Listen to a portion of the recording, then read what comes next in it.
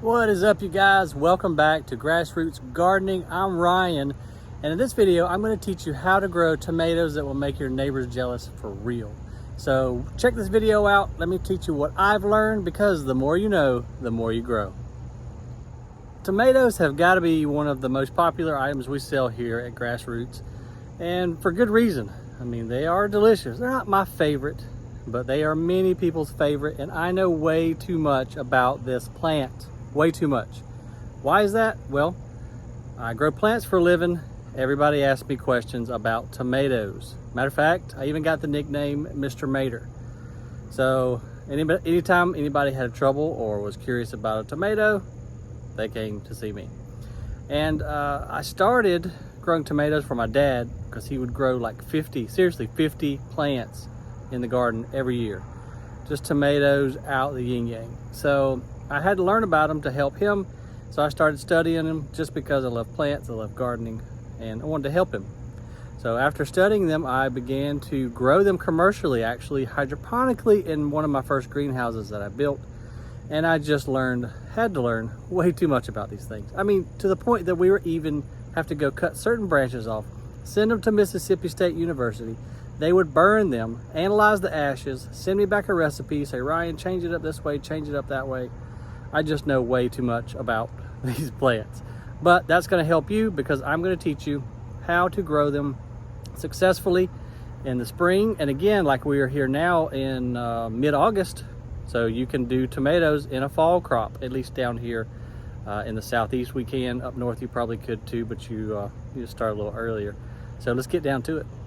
So one way I want you guys to think of a tomato is just as it is, it's a mother plant.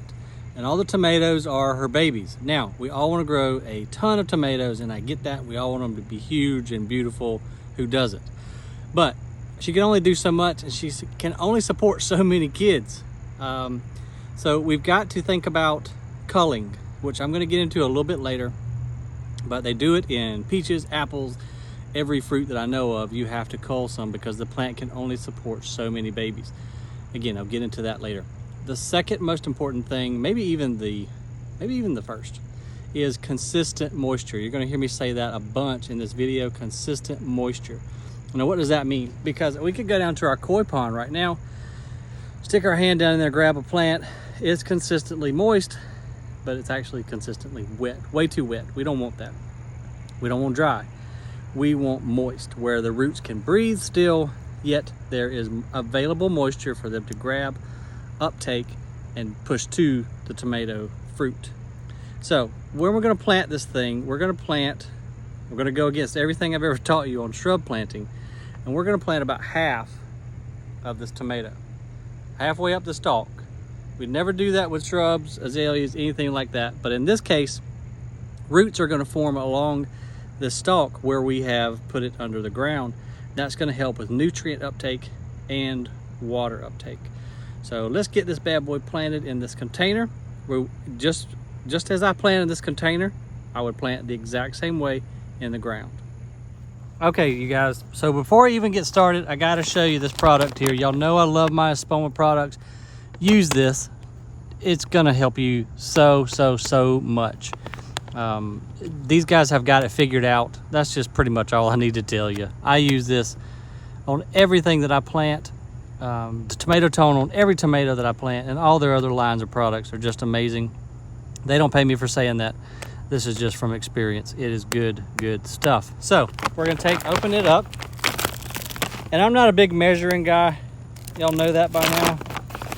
So I'm gonna take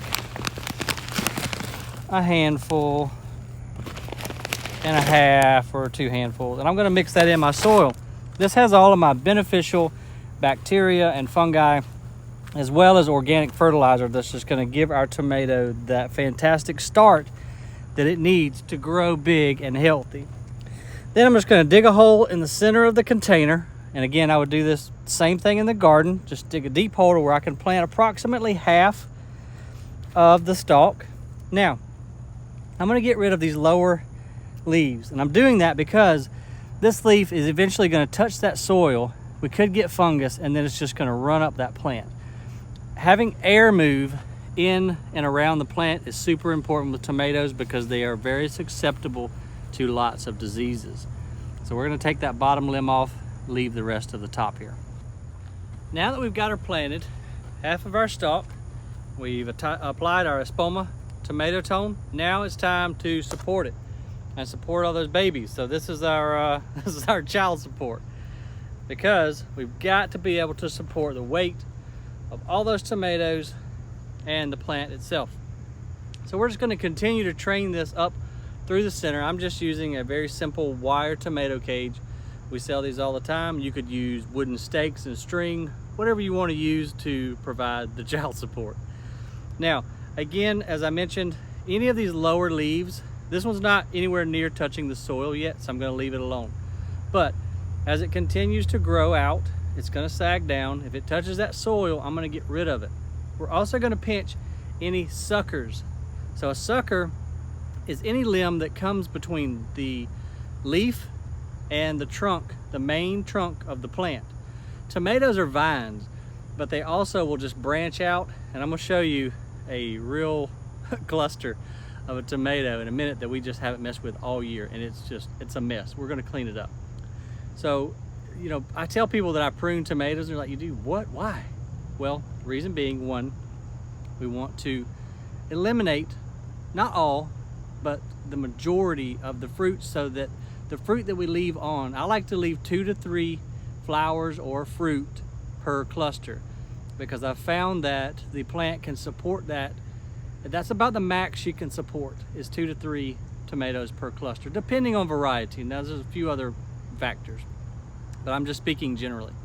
If you leave 2 or 3 of the large beefsteak type tomatoes on, she can support that several clusters. You'll have huge, beautiful tomatoes. Versus if you just let it go wild, you're gonna have 50, 75 tomatoes she's trying to feed. She just can't do it. They're all gonna be smaller than they should be, and just not as good as what they really could be. So we're gonna cull it, and I'm gonna show you how to do that in a second. But anyway, got to have some type of support, grow these things up through, and let's go take a look at this mess of a tomato, and you guys will see what I'm talking about. Now y'all, look at this poor mama right here. She is so, she can't even breathe. There must be, I don't know, 30 different side shoots coming off of the main stalk. It's just a mess. So we're gonna come in here and clean this thing up and get us a good fall crop of nice, big, juicy tomatoes.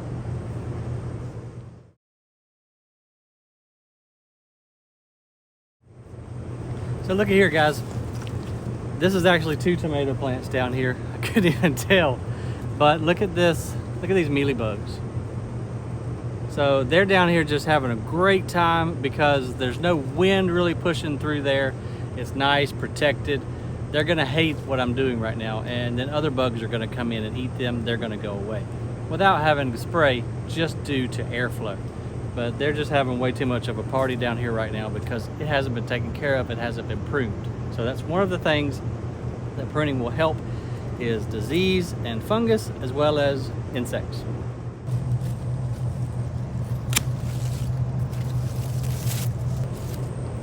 But here's a real good example of a sucker. See how that's coming out in between the leaf and the main stalk? And it's just gonna form a whole nother leader, which we don't want. We're gonna get rid of that. And here's a sucker up at the top. Get rid of that. This thing is a mess. There's like, I thought it was 1 tomato plant. I thought it was 2. There's like 5 down here. All right, so look here, guys. This one I obviously didn't prune, didn't do anything to it. You can't get air through there. There's no way. And all this stuff's gonna die. It's gonna fall down into the dirt. It's gonna start fungus, and then it's just gonna spread. Look, it's already doing it. And it's just gonna work its way right on up that plant and kill the whole plant, potentially. Now, I know this looks really sad right now, but we're gonna hit it with some tomato tone, and I guarantee you, this little spindly vine is gonna produce much prettier tomatoes than that.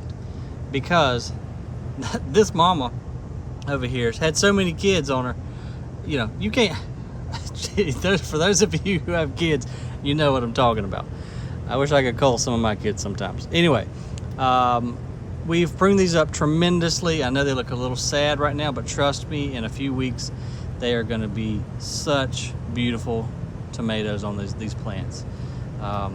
So I need to come in here and get even a little bit more off that. I really want to keep this bottom area clean, because that's where our diseases start, and then they work up, as I've said.